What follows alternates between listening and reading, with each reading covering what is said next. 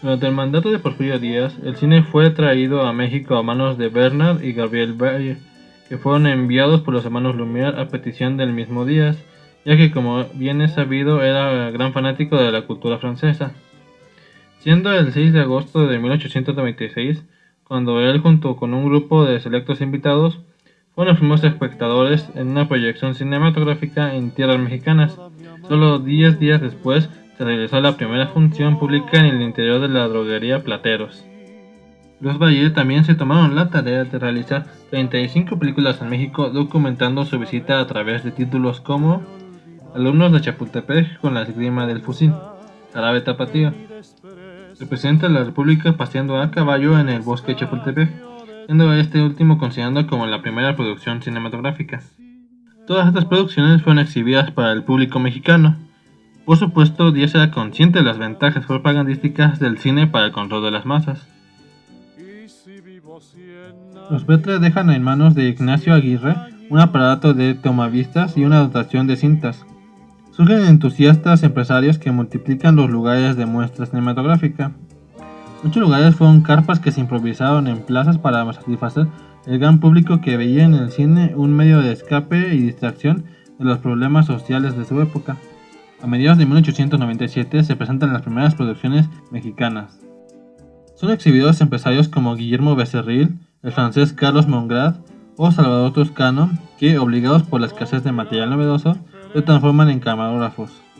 En 1898, el ingeniero Toscano abrió la primera sala pública para la exhibición de películas, el cinematógrafo Lumière. No tardó en producir su propio contenido documental en el Porfiriato, pero su obra más destacada sería Don Juan Tenorio, basada en la obra homónima de José Zorrilla, protagonizada por Paco Gavilanes. Esta se podría considerar la primera película completamente mexicana de ficción.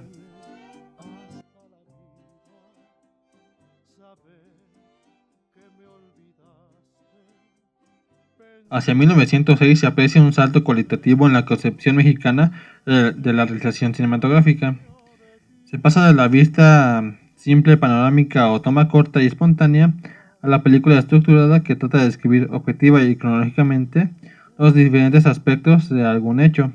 Un ejemplo es la ambiciosa entrevista de los presidentes Díaz-Taft en El Paso, Texas, el 16 de octubre de 1909, filmada por los hermanos Alba.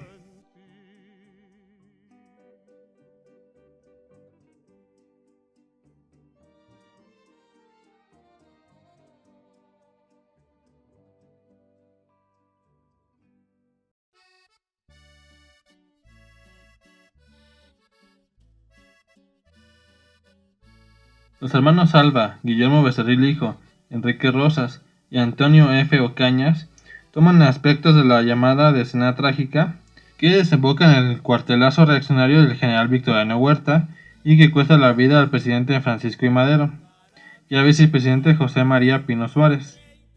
El país, especialmente la capital, vive bajo el régimen del terror de Huerta, que conlleva represión, persecución y asesinatos políticos. Entre febrero de 1913 a julio de 1914, la producción de documentales pasa de la narración cronológica y objetiva a lo que se puede llamar ensayo documental o de opinión, como la invasión norteamericana o los sucesos de Veracruz.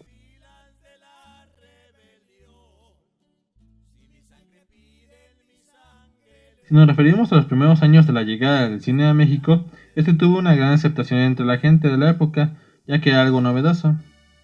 Cuando se da el cambio de siglo, la crisis que se vivía coacciona un deceso al pasar el cine a esta etapa de novedad. Salvador Toscano dejó muchísimos metros que, gracias a las atenciones de su hija, pasaron a formar un archivo que da testimonio de la historia y la vida mexicana al principio de la Revolución. En realidad, la Revolución fue un factor clave para la historia del cine mexicano porque proyectó sucesos y personalidades que iban a tener interés para todo el mundo.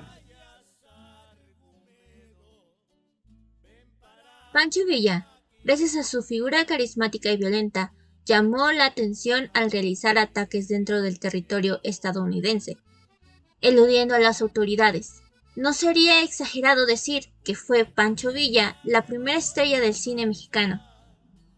Villa firmó un contrato con Mutual Film Corporation de United States, cediéndoles el derecho exclusivo de filmar sus hazañas y prometiéndoles que volvería a montar batallas para el beneficio de la cámara, en caso de que las condiciones ambientales no fuesen adecuadas para captar la batalla original. A partir de la derrota de Francisco Villa en las batallas de Celaya en abril de 1915, se inicia la hegemonía del constitucionalismo carrancista. Los primeros largometrajes mexicanos de argumento emulan los tormentosos melodramas burgueses del cine italiano, donde intentan presentar un país culto y civilizado, que serviría como respuesta hacia la cinematografía estadounidense, donde los mexicanos solía tener una representación bastante negativa y prejuiciosa. El primer esfuerzo con claro sentido industrial lo realiza en 1917 la Azteca Film, compañía de la cantante zarzuela y escritora Mimi Derba y del fotógrafo Enrique Rosas, siendo este último quien dirigió El automóvil gris en 1919, siendo un largometraje inspirado en unos hechos relacionados con la Revolución Mexicana. Se trata de una película híbrida entre documental y ficticia. El estilo de la película es sensacionalista, precursor del melodrama que llegó a dominar el cine mexicano en años posteriores. Venustiano Carranza, durante sus periodos presidenciales de facto y constitucional, se interesa por los usos propagandísticos y educativos de la cinematografía. En 1916 les concede una beca para realizar estudios de cine en Estados Unidos a las hermanas Dolores y Adriana Elders. Después de la Primera Guerra Mundial se afianza el predominio de Hollywood en el gusto de los mexicanos. Después de la muerte de Carranza en 1920, se suceden los generales Álvaro Obregón y Plutarco Elías Calles en la presidencia de la República. El gobierno sortea graves crisis como la rebelión de Adolfo de la Huerta y el conflicto religioso. Con el asesinato de Obregón en julio de 1928 inicia el llamado Maximato. A partir de 1922 se comienza el descenso de las producciones fílmicas. De más de 20 largometrajes filmados en 1921, se reducen a solo 4 en 1924. En el breve lapso del Maximato, de 1928 a 1934, al periodo de Lázaro Cárdenas, de 1934 a 1940, el cine, que estaba en proceso de desaparecer, se convirtió en una industria cultural que a partir de 1940 toma un lugar estratégico en las políticas de Estado, en la vida económica y cultural de la nación. Se transita de la experimentación artística a la estandarización industrial, principalmente por la aparición del cine sonoro. El proceso de sonorización en la industria norteamericana afectó a todas las cinematografías del mundo. Santa, primera película de la industria sonora mexicana. Solo 2 hombres decentes he encontrado en mi vida. Un ciego y ese torero que has visto. Porque tú y todos los demás son unos canallas. La potencial ventaja del sonido es capitalizada por los empresarios mexicanos de la Compañía Nacional Productora de Películas en la producción de este filme en 1931, cuando ya habían terminado todos los ensayos sonoros. Allá en el Rancho Grande, de Fernando de Fuentes, en 1936, permite a la industria saltar hasta 38 largometrajes en 1937 y 58 en 1938.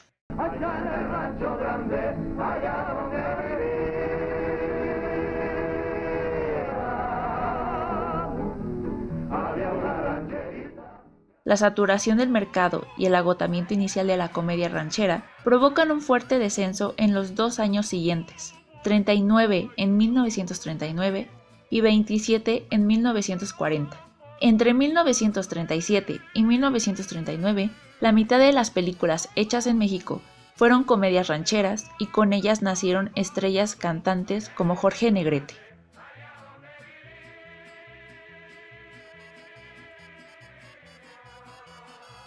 El cine estatal y de contenido social. El Estado mexicano se interesa desde mediados de la década de 1930 en el poder de la cinematografía para elaborar un cine de contenido social, de alcance masivo que respalde sus políticas nacionalistas. El vigor del nacionalismo revolucionario, con sus contradicciones populistas y autoritarias, genera una respuesta de corte reaccionario, de carácter hispano-católico y anti-yanqui, que idealiza al régimen de Porfirio Díaz y al patriarcado rural de las haciendas. Tercera etapa, época de oro, 1940 a 1952. Y ahora ya conoces la historia de esta tierra, que es la historia de toda la tierra de México. Como yo, muchas madres conocimos en ella la más grande felicidad y el más intenso dolor. En ella duermen nuestros muertos. A lo largo de la década de los años 40, el cine mexicano vivió un esplendor. La llamada época de oro del cine mexicano, años en los que se arraiga un sistema de estrellas que alcanzan popularidad internacional, principalmente en el mundo de habla hispana. Y como resultado de la posguerra, se difunde y alcanza cierto prestigio en Europa la cinematografía mexicana, especialmente la obra de Emilio Indio Fernández y del cinematógrafo Gabriel Figueroa y de algunos actores destacados. Las tensiones bélicas de la Segunda Guerra Mundial limitaban la producción fílmica de las industrias norteamericanas y europeas, de manera que los pocos estrenos del filme esforiano contrastaron con el florecimiento de nuevos títulos mexicanos. En este contexto, el cine nacional alcanzó horizontes nunca antes accedidos. En la dulce sensación de un beso mordedor, quisiera, amorcito corazón, decirte mi pasión por ti. Compañeros en el bien y el mal. Tomando como pretexto la situación de emergencia que se vivía, el 1 de abril de 1941 se fundó el Departamento de Supervisión Cinematográfica, organismo encargado de evaluar y autorizar la exhibición de las películas comerciales en todo el país. El 15 de junio de 1942 se gestionó un acuerdo para sustentar 4 vías de apoyo a la cinematografía nacional. Primero, maquinaria e implementos. Segundo, ayuda financiera para la producción de películas mexicanas. Tercero, cooperación personal de expertos. Cuarto, distribución mundial de películas mexicanas. Así, México recibió materias primas, especialmente película virgen, para la producción cinematográfica y un financiamiento por parte de la Radio Kate Orphan Corporation, RKO. El 14 de abril de 1942 se funda el Banco Cinematográfico S.A., que a partir de 1947 es el Banco Nacional Cinematográfico, con lo que los productores reinvierten sus ganancias de la industria y el cine se transforma en una de las 5 principales del país. Se crea la Academia Mexicana de Artes y Ciencias Cinematográficas para otorgar el premio Ariel, con el propósito de reconocer los méritos de la cinematografía mexicana, llevando a cabo la primera ceremonia de premiación el 15 de mayo de 1947. Los relatos que tuvieron como escenario las calles de la ciudad y alrededor del país y de la misma capital también se colocaron como grandes éxitos del cine mexicano. Es claro el predominio de las películas con tema urbano a partir de 1947 hasta alcanzar 50 títulos en 1950. Los grandes maestros de la crónica urbana de la capital son Ismael Rodríguez y Alejandro Galindo. El eficaz Rodríguez logra historias con gusto popular llenas de personajes representativos, de incidencias y de situaciones extremas, que muestran las virtudes de la pobreza de los barrios, solidaridad, sencillez, honestidad, frente a los graves pecados de la riqueza, egoísmo, ambición, hipocresía y prepotencia, como en la saga de las desventuras de un carpintero, Pedro Infante, formada por Nosotros los pobres, Ustedes los ricos,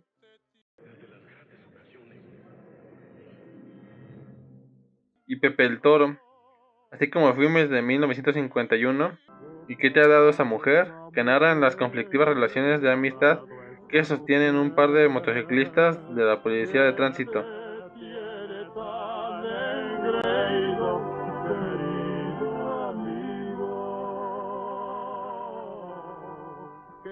En 1948, Alejandro Galindo traza un extraordinario apunte sobre las clases medias urbanas ascendentes, enfrentadas al autoritarismo patriarcal en una familia de tantas, y destaca su ferviente alegato en contra de la hipocresía provinciana en Doña Perfecta, adaptación al siglo XIX mexicano de la obra Benito Pérez Galdós.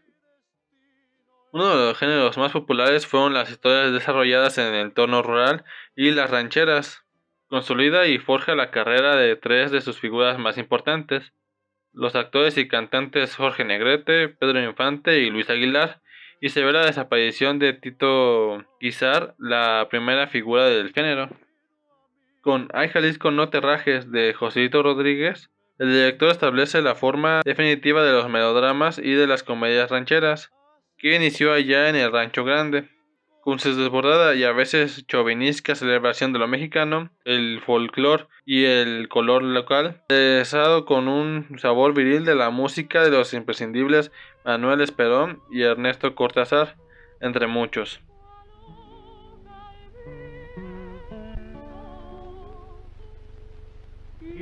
Quisiera llorar, quisiera morir de sentimiento. El mejor exponente de esta corriente es Jorge Negrete, prototipo del charro cantor mexicano, gallardo, enamorado y pendiente en Ay Jalisco no te rajes. Pedro Infante, entre otras, actúa en El ametrallador de Ruiz Castillo y en Escándalo de estrellas, a partir de la cual establece una duradera y fructífera relación. Infante y Negrete se encuentran en dos tipos de Cuidado, obra cimera de la comedia ranchera sin continuidad posterior, rodada un año antes del fallecimiento de Negrete. El hambre siempre la calmo con el manjar del amigo. Mendigo es sino mendigo el que roba a sus amigos. Tú lo dices, lo sostengo. No te vayas a cansar. No le saques. Sí le saco. Pues se acabó este cantar. En la comedia burlesca, sus más brillantes exponentes provienen del vigoroso teatro frívolo, con un humor de fuertes referencias sociales populares, como el bailarín Adalberto Martínez Resortes, Antonio Espino Clavillazo, la pareja Manolín y Chilinski, Daniel Chino Herrera y Jesús Martínez Palillo, conjunto con el que Germán Valdés Tintán y Mario Moreno Cantinflas son los más populares. A partir del rodaje de Flor Silvestre de Emilio Fernández en 1943, se forja un equipo de creadores extraordinario conformado por el escritor Mauricio Magdaleno, el cinematógrafo Gabriel Figueroa y los actores Dolores del Río y Pedro Armendáriz, con quienes finalmente se logra un cine nacionalista de altura, cosechando importantes éxitos de crítica y taquilla con María Candelaria, Las Abandonadas y Bugambilia.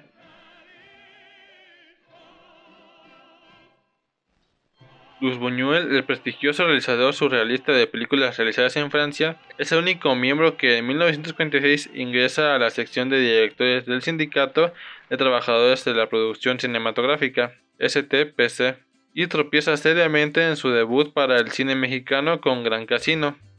Después de ser premiado en Cannes, se desvanecen las reservas del público, de la crítica y del régimen, que miran con desconfianza que un extranjero presente un tratamiento tan crudo de la realidad social mexicana.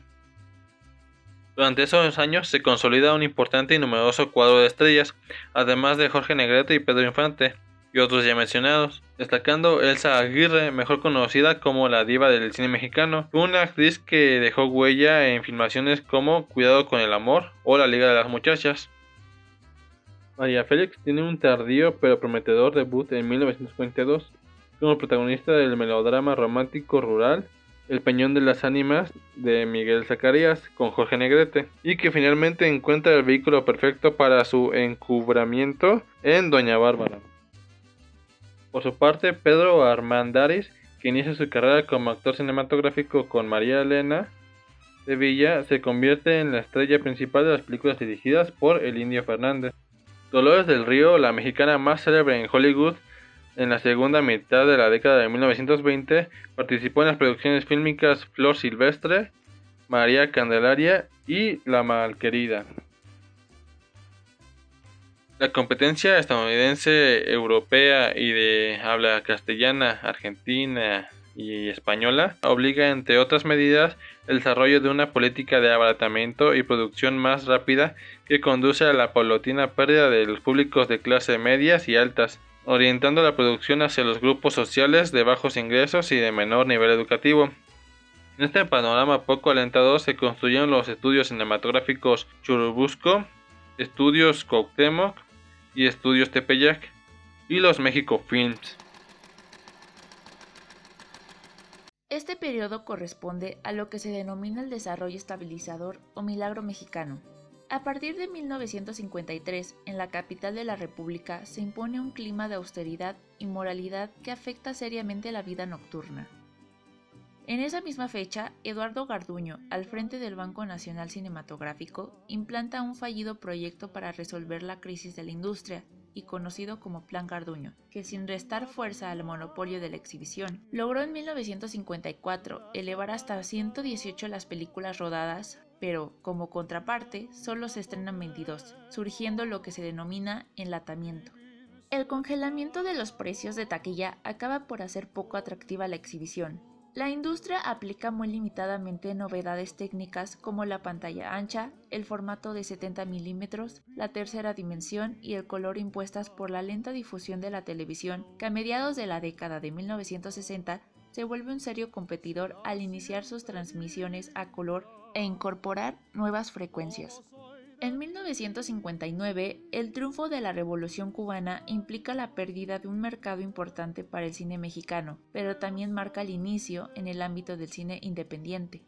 En el seno de la Universidad Nacional Autónoma de México, UNAM, se consolida el movimiento del cineclub con la fundación de un departamento de actividades cinematográficas en 1959 y se crea una filmoteca en 1960 y un centro universitario de estudios cinematográficos en 1963, que al año siguiente concreta su primera producción, el cortometraje Pulquería La Rosita, dirigido por Esther Morales. Características de la producción fílmica. El Plan Garduño favorece la producción de lo que llama cine de calidad, un producto fílmico de gran presupuesto, a veces en coproducción con otros países. De manera general, esas películas carecen de interés, están filmadas de manera rutinaria y al margen de las corrientes estilísticas y temáticas mundiales y de la realidad cultural y social de la nación. Entre 1955 y 1956, la censura acepta los desnudos femeninos en películas solo para adultos.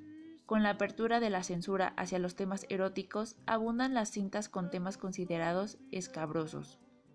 Para compensar el cine pecaminoso, se producen cintas orientadas de manera específica al público infantil.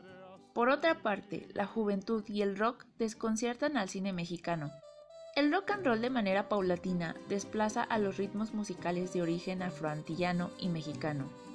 El cine independiente se consolida durante la siguiente década, con el auge de los equipos ligeros, la politización. Fue en 1956 cuando las antenas de televisión eran comunes en los hogares mexicanos y en todo el mundo. El cine resintió de inmediato la competencia de la televisión, y esta competencia influyó en la historia del cine, con el cual se buscaron nuevas vías tanto en su técnica, llegó la tercera dimensión, el mejoramiento del color y el sonido.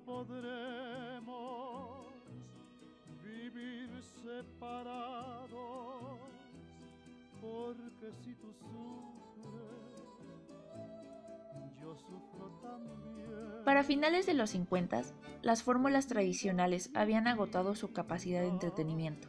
Las comedias rancheras, melodramas y filmes de rumberas se filmaban para un público sumamente indiferente. Y aunque nunca nos volvamos a encontrar, recuerda lo que me dijiste alguna vez. Cuando quieras verme, nomás cierra tus ojos. María siempre estará junto a ti. Adiós, Tizoc. Adiós, niña linda.